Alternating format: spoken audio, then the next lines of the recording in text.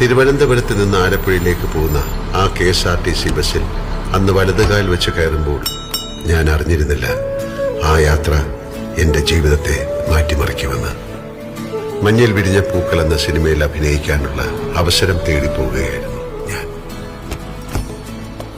യാത്രകളുടെ വിരസത മാറ്റാൻ കൂടെയുള്ള യാത്രക്കാരുടെ അനക്കങ്ങളും ഭാവങ്ങളും ശ്രദ്ധിക്കുക, അവരുടെ മനസ്സിനുള്ളിൽ എന്താവും എന്നൊക്കെ വെറുതെ ചിന്തിക്കുക എന്നൊരു സ്വഭാവം അന്ന് എനിക്കുണ്ടായിരുന്നു. ഒരുപക്ഷെ അതായിരിക്കാം ഞാൻ അറിയാതെ പഠിച്ച അഭിനയകലയുടെ ആദ്യ പാഠം. ആലപ്പുഴ ബസ് ഡിപ്പോയിലിറങ്ങി നവോദയ സ്റ്റുഡിയോയിലേക്ക് നടക്കുമ്പോൾ ആ ആനവണ്ടിയും അതിലെ മനുഷ്യരും എനിക്ക് ആശംസ പറയുന്ന പോലെ തോന്നി. അഭിനയ പരീക്ഷ കഴിഞ്ഞ് ഞാൻ മടങ്ങിയതും പ്രിയപ്പെട്ട ആനവണ്ടിയിൽ തന്നെ. പോയ ഞാനല്ലായിരുന്നു തിരിച്ചു വന്നത്. പിന്നീടുള്ള മോഹൻലാലിന്റെ ജീവിതം എന്നേക്കാൾ നിങ്ങൾക്കറിയാം.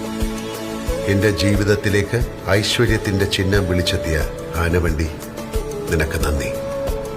ഇതുപോലുള്ള ശുഭയാത്രകൾ സമ്മാനിക്കാൻ മലയാളിക്കൊപ്പം KSRTC എന്നെന്നും ഉണ്ടാകട്ടെ എന്ന് ഞാൻ പ്രാർത്ഥിക്കുന്നു.